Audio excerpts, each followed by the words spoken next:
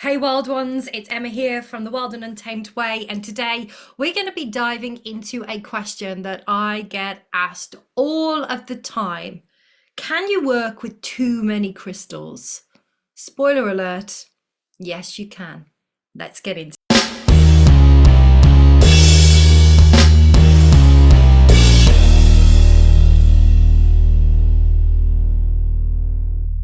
You've started your crystal journey and you are collecting your crystals. Your collection is growing fast. You might feel like you're developing some kind of crystal addiction. It happens, right? Your pockets or your bra are full of tumbled stones. Your wrists are loaded with crystal bracelets. And then you start to wonder if your crystals are losing their effectiveness, if they are cancelling each other out, or if they are causing any kind of unseen issue. Maybe you've even heard that some crystals shouldn't be worn together. The short answer is yes, you can overdose on crystals. And when this happens, you might feel a bit drained, you may feel confused, or you're just not in tune with the crystal's energies. And some people are really super sensitive to the energies of crystals, right? Some people are really sensitive, while others aren't as affected. So just remember as well today, what I'm going to be sharing with you is what resonates with me, my experience after almost 2 decades of working with rocks and minerals all over the world. This is what works for me.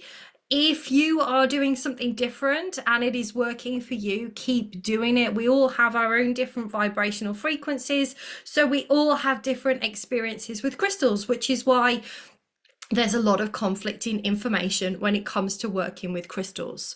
So I want to start off by saying that displaying crystals in your home, in a specific room, is not the same as actively working with them. So today I'm going to be talking about working with crystals rather than having them on display in your home. There is a big difference between having crystals in a cabinet or on a shelf that are there for their beauty and for their aesthetics, as opposed to using them intentionally in a specific spell or ritual, or in a crystal grid, or in a crystal elixir. Like having specific crystals next to your bed to help you sleep that you've set your intention with, or carrying one in your bra or in your pocket for a particular purpose, that's working with a crystal with intention rather than them just being on display. So I trust that that makes sense. So when working with multiple crystals, it's essential that the crystals that you work with have similar vibrational frequencies or have similar properties.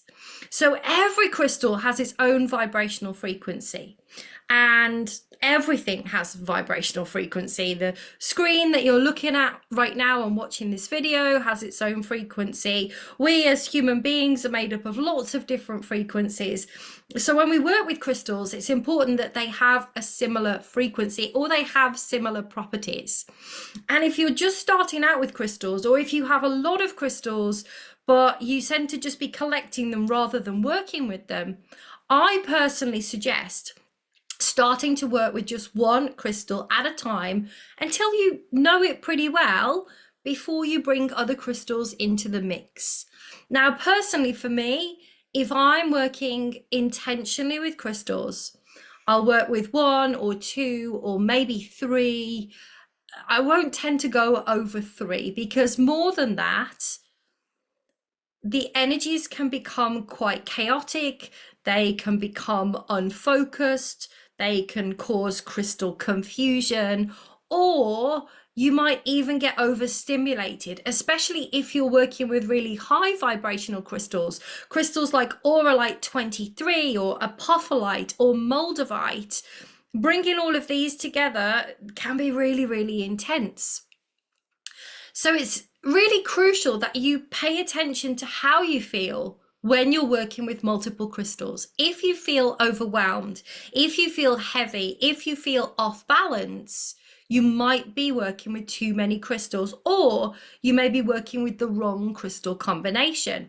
This can sometimes lead to unpleasant sensations, things like dizziness or agitation.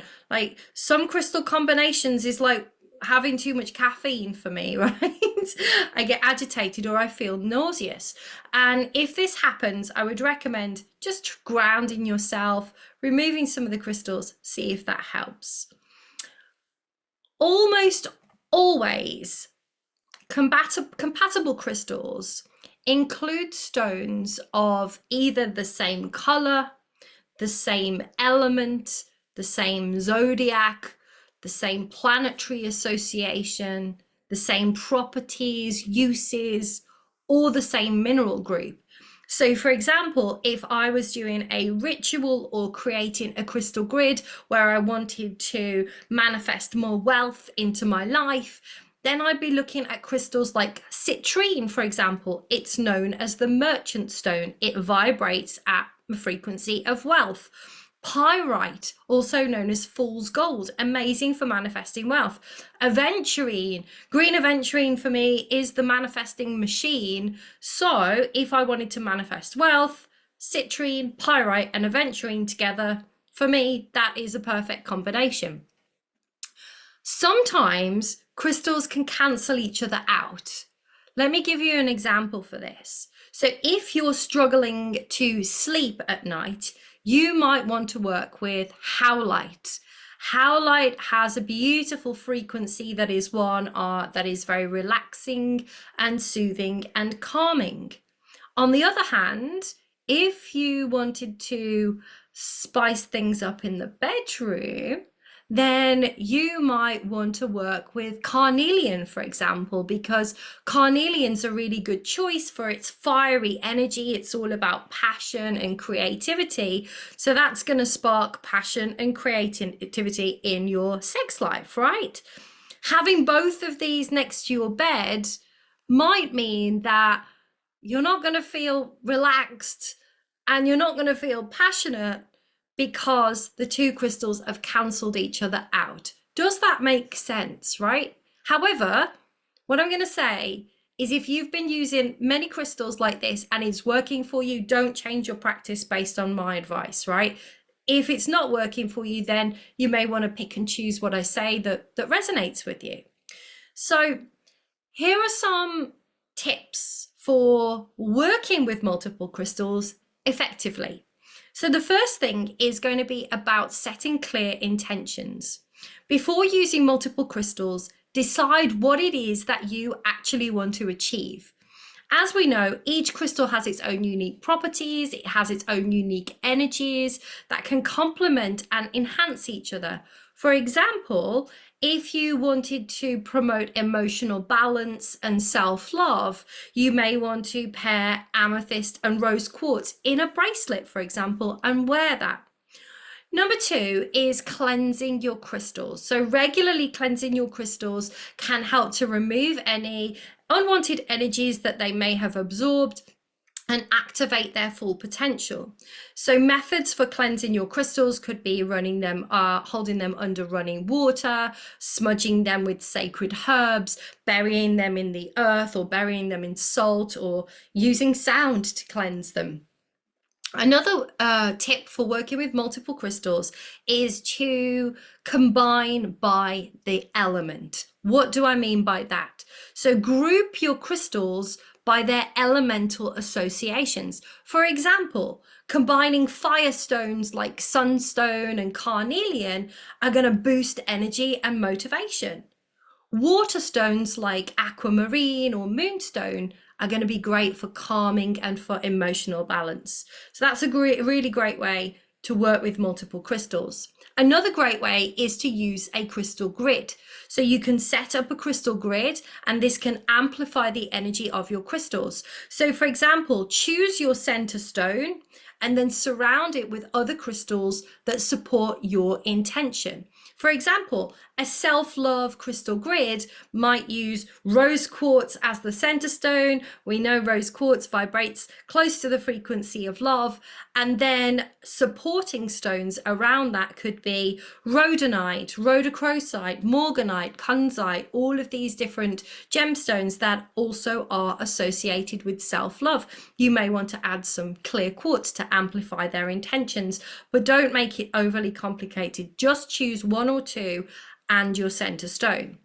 And here's a little tip for you as well. If you have got lots of crystals and you are unsure of which crystals to work with, then I would recommend putting them in a dish, a bowl, a plate, something by your door. And then as you leave the house every day, close your eyes, reach out, trust your intuition, and pick a crystal to spend the day with. Monitor how you feel with that crystal. Keep a journal. Note down how it makes you feel, anything that's come up for you during the day. And this is a really great way to not only rotate working with different crystals rather than collecting them and not actually working with them, but it's also a really good way to get out of overwhelm. If you're unsure which crystal to work with, let your intuition guide you. Just reach into the bowl and just spend a day with that every day. And then when you get back home at the end of your day, you can then journal and see what has come up for you throughout the day. So there we go, folks. Short and sweet video this week. Thank you for watching, Wild Ones. If you found this video helpful, please give it a thumbs up. Subscribe to the channel if you want to learn more about earth medicine and magic. And remember, what's really important is to trust your intuition. Let your inner witch guide you. And let me know as well in the comments if you have any favorite crystal combinations. And if you'd like to learn more about working with crystals, then also ask in the comments about joining my next cohort for my shamanic stone medicine diploma. In the meantime, stay wild, stay curious, and stay cool, won't you? I'll see you in the next video.